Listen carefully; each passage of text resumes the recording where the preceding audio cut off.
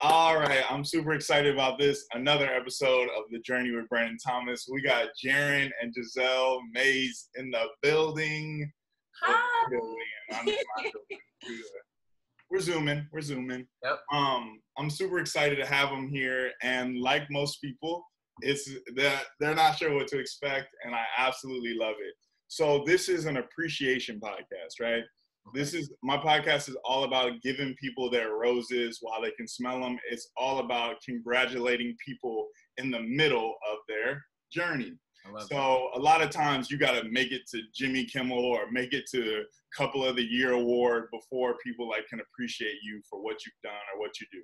But I think that making it to where you've made it is an accomplishment, so there should be some time to, talk about these things and enjoy this space and for me to love on you guys. So here we are. I love that. The way that this goes, right, is we go past, present, and future. So we're going to start with the past. All right. So I'm going to go, Jeryn's going to get one. Giselle's going to get one. And then together, I want you guys to collaborate on the 3 greatest moments of your relationship thus far. Okay. For me, one is the day that stands out the most was the first day that I actually saw Giselle in person. Because, I'm not going to go into the whole story right now. That might take a whole nother podcast. But okay. First day we met in person, I specifically remember her rolling up in my parking garage in a black BMW with the window half down, and she had that straightened hair and that brown skin, and I was immediately intimidated. I was like, whoa. Right. She got out the car and came and introduced herself in person, and I was just completely intimidated and floored at how amazing she was. And I think that was the first greatest moment in our relationship, was the day we met in person. Wow. No pressure, Giselle. No pressure. Jeryn and I really started off as just friends. We weren't interested in each other. We didn't even know each other. Wow, she was interested in me. No. Look, that is not how men and women work. I need somebody to tell the truth right now. Who was interested? You're not just... the only reason this... Jeryn sent the DM. Then there it is. No, we were just friends. Nobody was interested in anybody. No. We've been around a lot of beautiful women and we've dated a lot, but when I met Giselle, there was something different. It was she could teach me things. She could, I could kind of look up to her in the way she carried herself, and I admired her more than just how she looked, but how her family unit was and how she respected her parents and how she my family, and how she immediately was just so kind and nice to my family. All that was just those were the things that brought everything together, Brandon, I met his family the first date we went on. Day one. And I didn't even know I was going to. And it was kind of like a trick. I would always only introduce people to my parents after I dated them a couple times, because you don't want to just bring everybody home. You want to see this person a couple times and then kind of get my parents' feedback. But the first day I met Giselle, I knew that I wanted to take her seriously, and I wanted to get my parents' buy-in immediately, because I didn't want to waste any time. Because here's the thing: if my parents didn't like someone or agree with them, I couldn't date them. Yeah, I couldn't. So I wanted to get their feedback super quick. So I kind of asked Giselle, hey, we were at my family condo at the time in the garage, and I was like, do you need to go to the restroom or anything before you go? I pulled that one. Right. He's like, you want to go to the bathroom? And that's a double. That's normally me meet my parents. He didn't prepare me that I was going to meet them. And I wanted it to be super organic, and it was. But even when we went on this first date, it was still kind of, we didn't really know what was going to happen because of our history. Again, he used to talk to me about getting back with his ex. Right. So it's just I was like, okay, let's go on a date. We went to dinner. Not a big deal. So we didn't even call it a date. We didn't call it a date. We're gonna hang out, Yeah. And that's really what it was. And it just, like I said, after the end of that night, we walked upstairs. She met my parents. she had a conversation with my parents, like that lasted I'll never like forget it. 5 to 10 minutes. Mhm. And then they were just like, oh, you know, great to meet you. And then I remember as we were walking out, I could see my mom in the corner going, like she gave me that Vivica Mays thumbs up. And I was like, you gave me the thumbs up back. You didn't tell me that. I didn't? No, I don't think so. Well, that's what the pot And I knew that if I got Vivica Mays buy-in, then it was more than just her looks and everything, you know. Right. It was the character that my mom saw, and I trust my mom more than anybody, you know. So it's like, okay, well, maybe I'll take this girl more seriously then. And from that point, it wasn't about, you know, talking to this girl about my ex anymore. It was, you know, we focus on this girl because maybe she's the one. Mm-hmm. Wow. Do you think that transition would have been as easy if you hadn't gotten that silent cosign from mom and dad? Absolutely not. Absolutely not. Because I had dated other girls between the time I broke up with my ex and Giselle that I didn't get that go ahead on. So I didn't take anywhere past first base, right? So to speak. You know, it was like, get the buy-in right away. If I'm not getting the buy-in, okay, let me take a step back because maybe this isn't somebody I should dedicate that much time and energy to. So. Wow. See, that's crazy because my mom is completely different. My mom has met more girls than Tyra Banks hosting Top Model. Okay. So, you know, my mom waits for me to say, this is, you know what I mean, meet so-and-so in opposition to, she done met everybody, you know? My mom she went through the same thing, and she got to a point where she said, Jeryn, don't be bringing no girls around here because I don't want to start liking them and then not see them again. That's what she started saying. So then that's what made me stop introducing people until I was sure. The cool part about Parental Unit Maze is that they're so cool, it's never gonna feel, and I haven't come in as a relationship partner, but I don't feel like it'll ever feel like the grilling. You know what I mean? Mm-hmm. I don't feel like it'll ever feel like the thing. It's gonna be organic. They'll never make it known. They'll be doing it, but you won't know it. Yeah. Exactly. Like it's in the sauce. You're just eating up, and then all of a sudden you just be a friendly, nice conversation. Right. But they'll be judging everything you say and do. Absolutely. Wow. So that's epic. So we kind of got off rail, but we've got the origin story to some degree, which I think is like fantastic. Giselle, do you have a favorite memory from the past? Yeah. One of my favorite memories would definitely have to be going on the night hikes with Jeryn. I've never had anyone do that in general. So originally when we first met and he kind of like started talking to me online, he asked me if I'd be interested because he would do kind of like a group night hike thing. You know, it wasn't just kind of him trying to be on a date with me. He's like, oh, you know, I take my friends out, and I was new to LA. I didn't know anyone. So I was like, yeah, sure. Looking back at it, it's kind of crazy that I agreed to it, but I'm happy I did. So yeah, I went on one of those night hikes. I felt equally as crazy. And you know, at the time it wasn't really that intimidating because I was bringing out industry friends, you know, people who were actors and people who didn't really get to see that side, right? You know, not bringing people out of their comfort zone. Yeah, so I thought that was really cool, and that was definitely one of my favorite memories in the past. That's tight. So Jeryn, you have this first encounter. So you have the first hangout, right? Mm-hmm. Then you get the silent cosign from mom and dad. At what point are you like, this is? How do you know? That's a good question. Well, to be completely honest, I don't think you know for a while.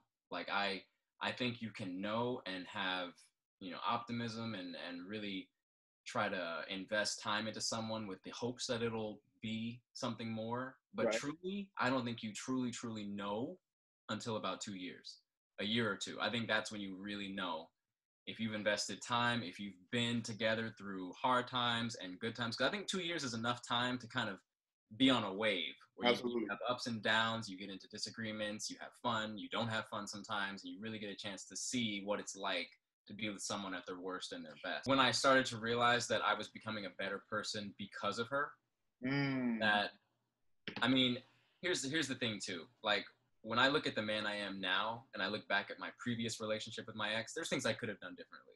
You know, like there's things that I wish I knew now that maybe I could have brought to the table differently then, that I had to learn through experiences, you know, and Giselle was able to change the person I am from what I was. So I'm a different person than I was 5 years ago. And to kind of go back to your original question, it was when I realized that she fully immersed me in her life.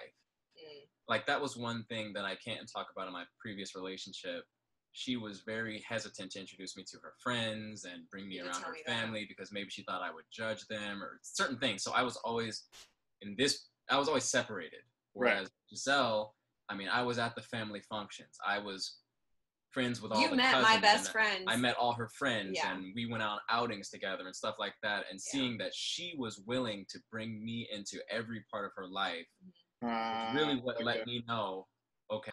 Giselle, I'm going to ask you a similar question. Okay. I think sometimes it's kind of like the idea that a woman is kind of going along with the ride when a man's going to ask you to marry him. Did you feel any of the pressure? Was it a surprise to you? Were you ready? When it happened, were you ready? Were you waiting for it? That's such a good question. So you've obviously seen the video. I was very surprised, although it's something that I had been dreaming about for a long time. I think Jeryn knew that too. Right. And I think as you get older, you kind of know a little bit sooner, maybe. I mean, it's just, you're just not playing games. So I think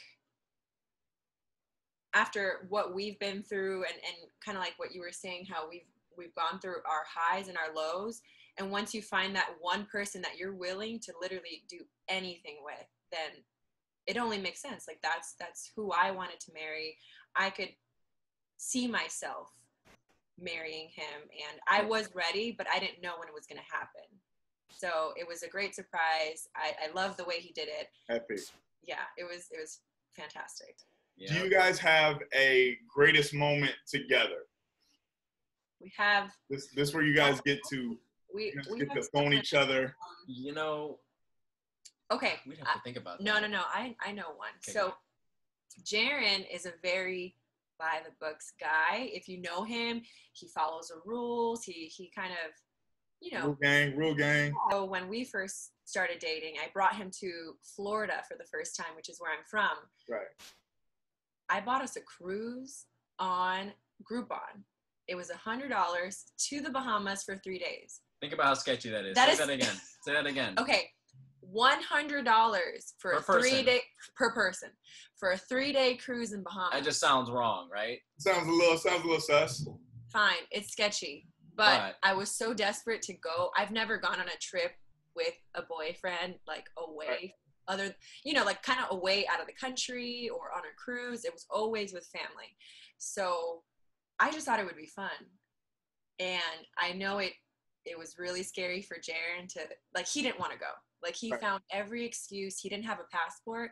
And I was like, you don't need a passport. You could just have a birth certificate. So we had to get a birth certificate from his mom. But I knew it's not you that didn't want to go. You know, I'm not really scared of a whole lot. Right. I know she keeps using the S word. It's just that I was like, we're going to Florida to visit your family. I feel bad if we just disappear when they were expecting to hang out with us. So I was like, we don't need to go on a cruise. Let's just kick it with your family. You know, I didn't want to be the new boyfriend looking like I'm taking their daughter away. You know. But little do they know that this is all my doing. Yeah. This is all my planning, all my doing. Jeryn calls me the travel agent because I'm the one that kind of. She puts together all the travel plans. Put the itinerary together. Yeah. Right. She does a good job. Thanks. Yeah. So that cruise was one of the best memories of my life. So much fun. You wouldn't think so? I mean, the ship was a little old. It's old. But it was clean. That was the only thing I cared about. The room was clean, and like they had the best comedy show on the boat that I think I've ever seen live, and it was just so much fun. And we spent some time together. He loves Jeeps, so we had a Jeep tour in the Bahamas. Oh wow! It was great. So then after that, we actually continued taking cruises. We went to Jamaica. We've been to Haiti. We've done a lot of fun stuff. So. And I think when we spent a week together out in Big Sur camping. Oh yeah. Was a really big one too. And I think that kind of goes back to when you're testing a relationship, I think you really need to try to spend as much time as you can with that person one-on-one, because so often in LA, we kind of get into the vibe of spending time with other people and your significant other, going on double dates, going to parties and events where you don't really get a chance to function as a team. But when you have to rely on each other, like when you go on a cruise or when you go camping, where it's just you two working together, cooking, cleaning, doing that kind of stuff, it really lets you know who you're dealing with. Okay, see, I'm gonna combat you guys a little bit on that one, because I think that you guys are a very unique couple. I think the way that a lot of dating happens now is that people are together isolated, and when they go into the world is when it goes bad. I think there's a lot of like Netflix and chilling. There's a lot of we hung out so long, we hooked up for so long, now let's take it out into the world. Then you like, oh, you know this person? Oh, you know this person? Or you know what I mean? Like the cocoon of the house is safe. Pick what you want on TV. Pick what you want in the kitchen. We eat, you know, we take all this food out to go. Cooking is great when you're just, that makes sense. It's great if you're in a thing. But once you go out into the world, now there's other women around, there's other men around. That's when you really get to see what somebody's gonna do. You know what I mean? And you get to see how respectful somebody is, or, you know, how they communicate with, you know, staff of places, and, you know, all these other things that you kind of get to see that you didn't, you know, Netflix just asks, are you still awake? Right. Are you still watching? I think also too, when you start to see people in their natural habitat or natural environment. Oh yeah. The not immediately just jump the gun and say, oh, I can't do this. Like when we first met and when we first started going out into the world like that, there were some things that maybe she didn't like that I did, or I didn't like that she did. Like I may have thought that she hugged somebody a little bit too long or something, because, you know, Dominican, but I'm Latin Hispanic, people, so it's and like they're used to just being embracing, and I may have had to say, you know, maybe you shouldn't hug that guy like that. You know, with your hand all about the neck and shit. You know? Yeah. But I think you start to see, you know, and just offer little things here and there. And I think one thing is not holding on to things that you don't like inside, harboring those feelings, just kind of talking about it. You have to talk about it. And not in an angry way. I think that's people's mistake, though. They don't talk about it. They just kind of like hold it in, or they'll just assume and not ask, and just not ask a simple question without being kind of disrespectful. Yeah. Totally. Yeah. I love that. I think that's really cool. So we just had the 1-year wedding anniversary, right? Yes. It was not the wedding anniversary. We were promised. Yeah. It was a little bit different than probably what we thought it was gonna be, but still a year in the books. Yeah. What is that like? What is the first year like? You know, obviously, like, marriage is a word that is like lumped in with forever, no matter what the divorce rate is. You know what I mean? When you get married, there's a 90% of people think that it's like forever, and I wish that for 90% of people as well. So it's like, on this journey to forever, like, you still have to do the days. You know what I mean? So it's like what is year one from the transition of relationship to marriage? Well, I think it's great. I know there's a lot of people who may not believe in it, or they just kind of think that you're getting locked down to someone, or, you know, there's just a lot of negative connotation behind it. And I get it, because the divorce rates are so high. But I'm married to my best friend. So it's a really cool feeling. I love it. It's been a great year so far. There's been a lot of stuff happening, so we may not have been able to do everything we wanted to do this year, but that's okay. You know, we were fortunate enough to do a lot of great things while we were dating, while we were engaged. And I think you explained this really well too, where there is a difference between dating and being engaged and being married. It's like three different relationships. Yeah, because we know a few people that were engaged and then kind of broke it off, because you still learn about that person. It's a trial period technically, right? But there's a difference between each one, I think we're at that, you know, I'm happy to be at this point in my life with you, that we are one, and what affects me affects you and vice versa. Or if anyone were to say something to me, like I'm a reflection of Jeryn and vice versa. So it's like, that's a good word. Yeah, it's so weird to explain too, because, you know, there's certain people that may not agree with maybe some of the things that Jeryn says, but again, if you don't agree with Jeryn, you don't agree with me. Right. And so that's just the way you start to think. I don't know. I like it. It takes a while to grow to that. And, you know, kind of talking about that transition, there are things that change in your relationship between being a boyfriend, girlfriend, being engaged, and being married. And I think, honestly, engagement is harder than it seems, because once you make that commitment, like once I decided, you know, I'm going to marry her. And the reason why I got to that point is, first of all, I noticed she started giving me hints, you know, like she started when she would, when not hints, not in a bad way. Like let him tell it, Giselle. Let him tell it. We don't know if it's a bad way. We're about to find out all together. Go ahead. I want to hear she this. was doing it, but I just started noticing that in general conversation, she might say something about our future, like make a reference to, you know, one day I hope we have a yard, you know, or like she would just say things in her normal conversation, not even thinking about it. And I would say, okay, well, she wants to spend her future with me. So that's a good sign. Like that lets me know that if I wanted to propose, she probably wouldn't say no. You need to wait for that sign. You need to get those signs. Because if you don't have that sign and you propose, yeah, it could be it's not different. good. But I started getting those signs that she was committed to me for the long run. Right. And then when I realized that she had earned a ring, like, you know, she didn't just feel entitled to it. She earned it. She earned her place in my family. She contributed to the household. And vice versa. She was friends with my family. You know, her family liked me. My family liked her. It was good. When I realized I would do anything for her, I would die for her, that, okay, it's time.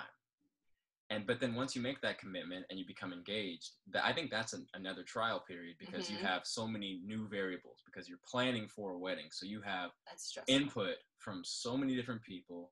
It's the first time you really start having to deal with finances and talk about money, which can be uncomfortable. You have to be super vulnerable. Yeah. I mean, you're literally talking about money, and how much this is going to cost, and what can we afford, and how can we plan our future together to be better. You know, you have to deal with the thoughts of the upcoming bachelor and bachelorette parties, which, believe it or not, they're stressful. Was great. No, I know, but we had great ones. Totally. But there's just a lot leading up to it, and there's that nervousness. Yeah, that's that nervousness of like, can we make it? Like, can we make it through this year? Make it through the wedding? Get married? Kind of like, you know, that last year, I guess, if you were in college, like, can I actually graduate? Can you get there? And then after you do it, then the first year of marriage, I personally feel like you spend it figuring out, okay, how are we going to start our lives together?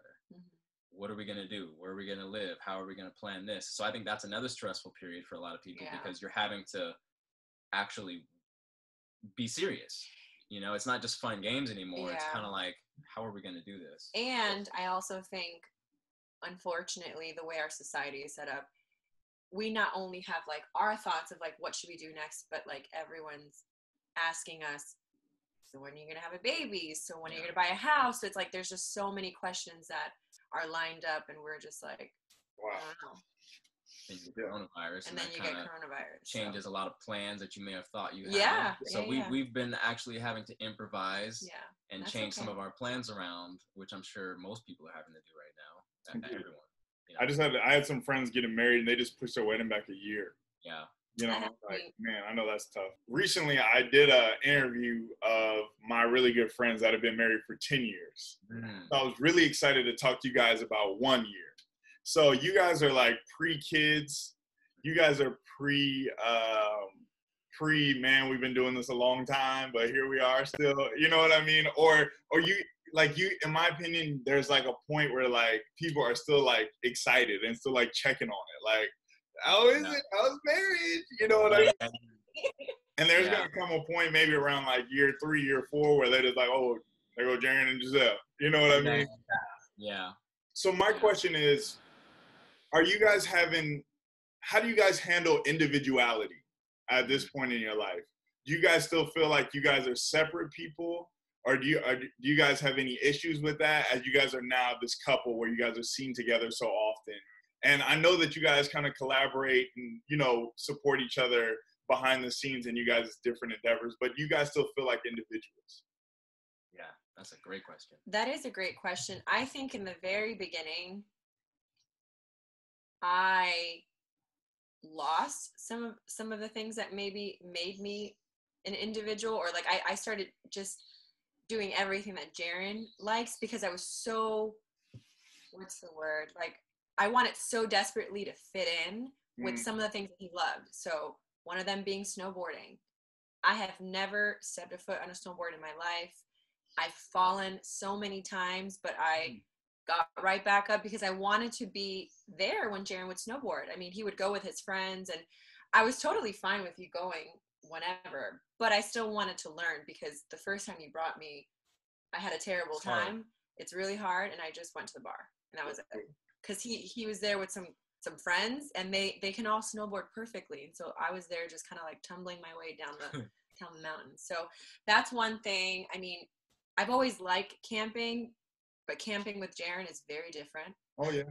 So so kind of like, you know, becoming more advanced in camping and learning what to do and survivalist stuff just the same. So I think, yeah, I did kind of step away from some of the things I used to love. I mean, I love reading, so I feel like we were so busy doing other things that I missed reading. I used to love knitting. I used to love sewing. I can still do it now, and I think now, or just a little bit later after a few years, we finally started to separate, and it was okay. Yeah. Like, it's okay if you go out and do this. I'm perfectly fine by myself doing this. Yeah. I think we kind of switched because there was a point where I realized, okay, maybe we don't always have to do what I want to do. Yeah. And then we kind of switched and we started going out more, parties all the time, people's birthday dinners, and I was always there. I was always that guy who was with the girl, usually at girls' outings and stuff like that. And then I started kind of losing myself because then it was like, okay, all we talk about is birthday dinners and leggings and Melted Fitness, which is great, but it's great. But I started kind of feeling like, not feeling like I was getting soft, but I kind of started feeling like I was losing kind of who I was. So then I started kind of getting to the point where it's like, okay, you know what, you go ahead, you go to that birthday thing, or you go to that party. See, I think in the very beginning, Brandon, I would always want him there. I mean, it's not a bad sign. I mean, I always just want to be with Jeryn, because he's my best friend. So it's like, it's just having. And it's also remembering that you're best friends, but you're not besties. You know, you are different. And we had to have the conversation where it's like, you know, I am your best friend, but I'm not your bestie. So you can go do that on your own. I'm going to do my own thing. I'm starting my survival brand right now just to kind of keep in touch with who I am so that we are together, but we still have our individual personas and images, you know. And I think that, not that I'm a professional by any means, but I think that is a great head start from what I've seen in my friends and them rediscovering it later on. But to understand, like, yo, we are this team, you know what I mean? But we're also two separate players. Yeah. You know what I mean? And one scores, one rebounds. What about you, Brandon? You got all this knowledge. What's going on, man? When are we gonna see Mrs. Thomas? Okay, so I'm doing an interview here, right? Nobody's question about nothing. All right. So your life is a book, right? Your relationship has been a book. This is a chapter. What is this chapter called? It's almost like starting new again. Like But what word? What about Phoenix? Phoenix. I like that.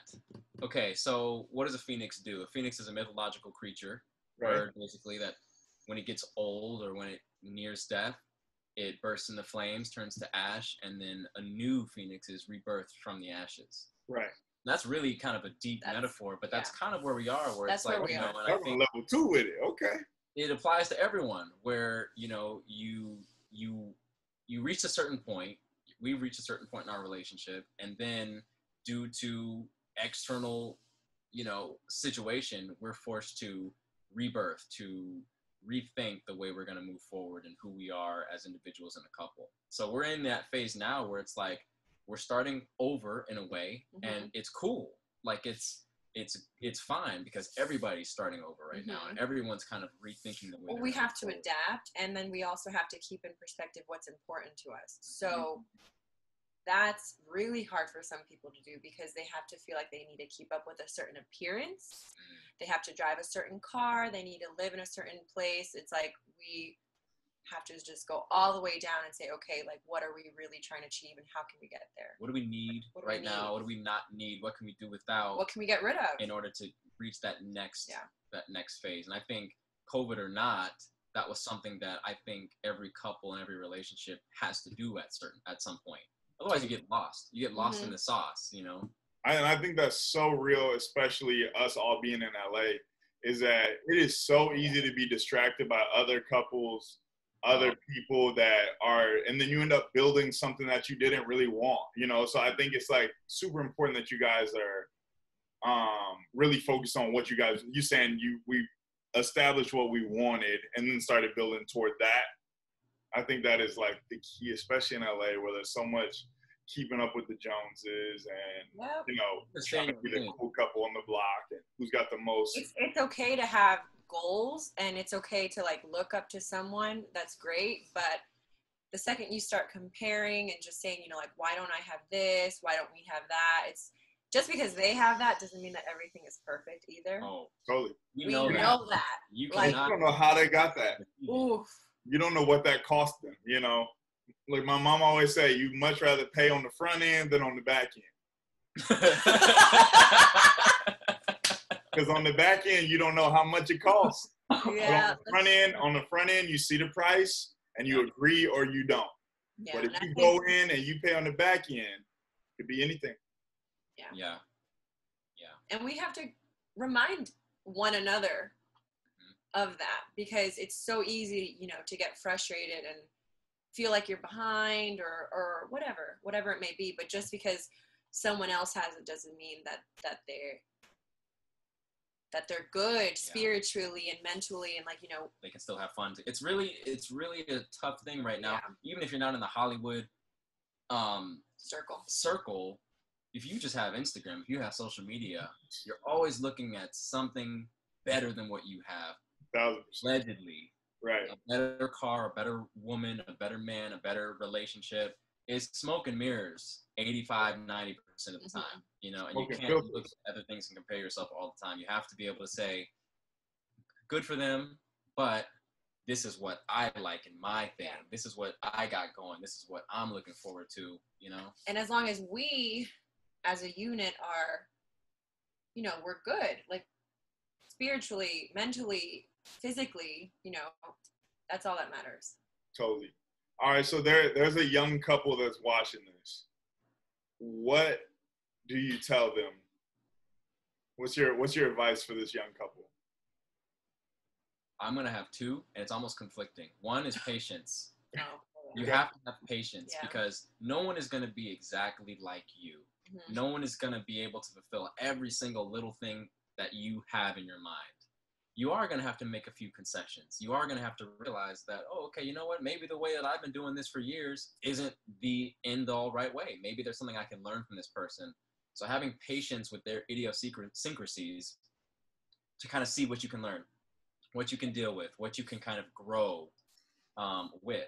But on the other hand, you can't wait and wait and wait and wait for something to work that isn't working.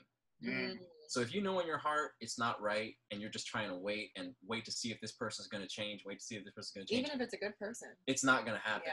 It's not going to happen. We're too late. We're too old now where people aren't going to change that much. If someone's doing something that hurts you right now, they're probably going to continue to do something that hurts you if they haven't learned from any mistake they made right away. So you can't just wait too long. However, you do have to be patient because not everyone is going to be you. Yeah. What about you? Those are great. I think I have several, but I think one that sticks out to me is to never assume and just ask. That's very difficult for some people. I think it's super easy, especially amongst women, to just like automatically assume that they're doing something, or if they hear something from someone else. I mean, I've heard certain things where it's like, okay, instead of me just like freaking out on Jeryn, I'm just going to ask him. And if he says no, or if we talk about it and it's whatever, then I just have to also trust him enough to say, okay, that's it. I'm not going to like continue to pry and try to dig for some information that just isn't there, or I won't do it. I don't agree with girls looking through guys' phones. I don't want to feel like my privacy, like you may not be doing anything and we have nothing to hide, but I don't need Jeryn at 3 a.m. to look at my phone.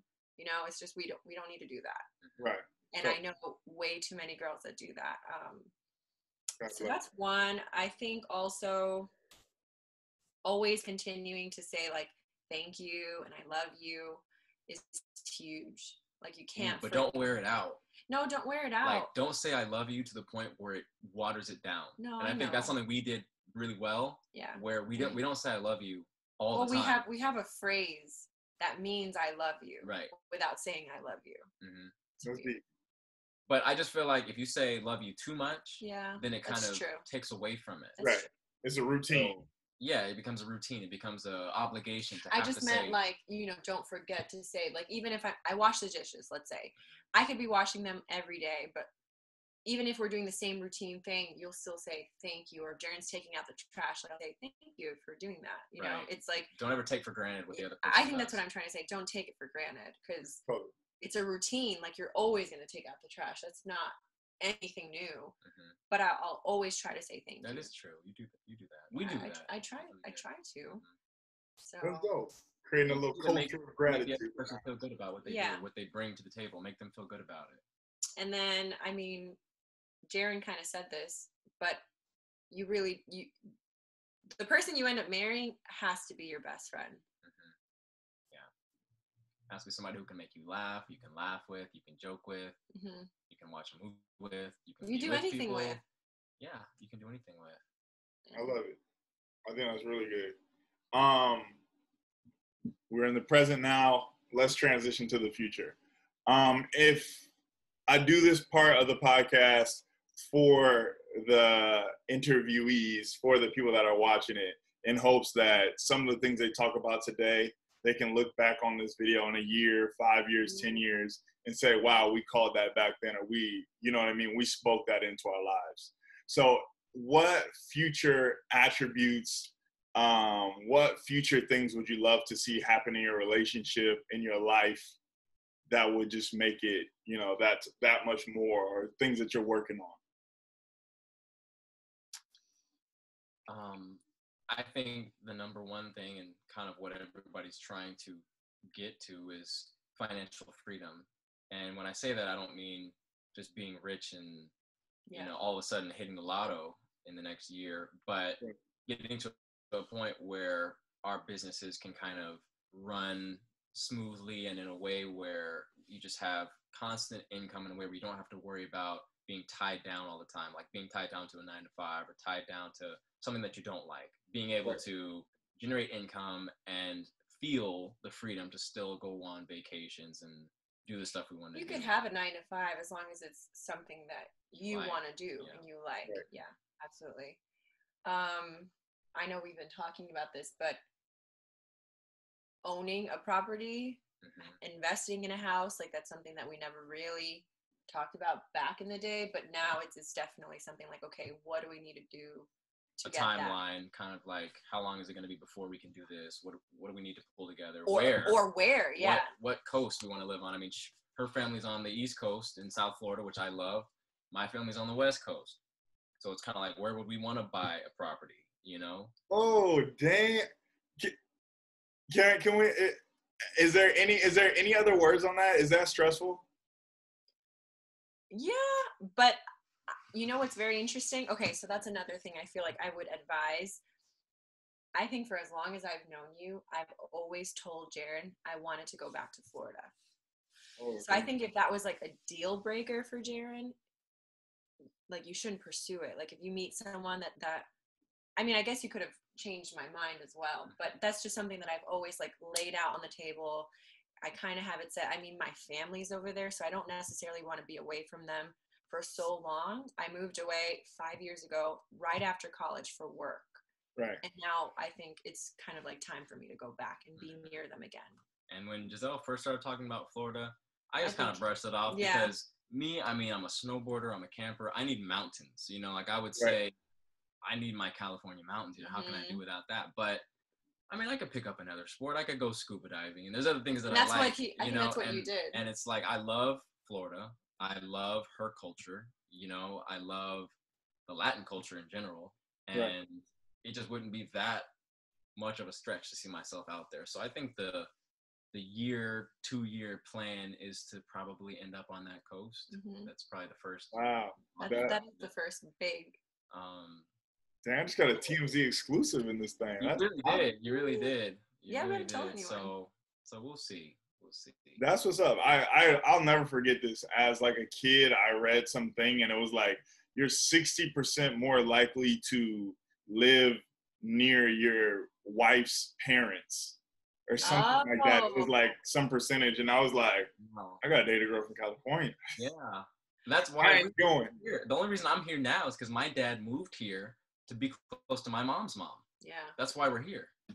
So, because you could have stayed in Oregon, or you could have stayed in New York. We were from New York. So his dad was stationed in New York. So you know, you at least know the East Coast. Some people don't know anything about the East Coast, so it's very scary. But yeah, I mean, I think about so many things, and I do want to be near my mom, and I've been very fortunate to have a great relationship with Jeryn's mom, and I just know that they would also follow us. Yeah, so they would probably. We'll be good. Yeah. Which would be dope if all the mazes ultimately ended up there. South Florida. That'd be pretty crazy, actually. That's wild. I like it. I like it a lot. Is there anything else you guys want to add to the future list? Well, kids. You know, I think that would be dope. Little Jerry. That'd be dope. I think, you know, I mean, I try to, obviously there's always going to be family members, especially my grandma, like asking, but I'd be lying if I said I wasn't super excited for that as well. And I know it's never going to be like a perfect time. So yeah, I'm excited for that. Me too. I think it's going to be great. Boom.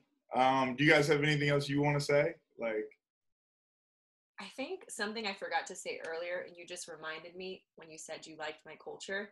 If you're dating someone and you don't like their culture, that's going to be really difficult. And I think Jeryn's love, like, I could just see him trying to learn Spanish. I could see him listening to some of the music that my family listens to, made me love him even more, because it's like, okay, this guy doesn't know anything about Dominican culture, but he's like immersing himself within it to just kind of like fit in, you know. Right. And my family loves that for him. It's been amazing, guys. I just want to say I appreciate you guys. Like I said earlier, you guys are one of my favorite couples. I wish you continued success and greatness, and just being an example. Although it might not be as clear, I think that there are a lot more people looking up to you guys than you know, and I think you guys have handled that so well. And yeah, man, I just love you guys, and I appreciate you guys stopping by the pod. It's unfortunate we had to Zoom it. Pod.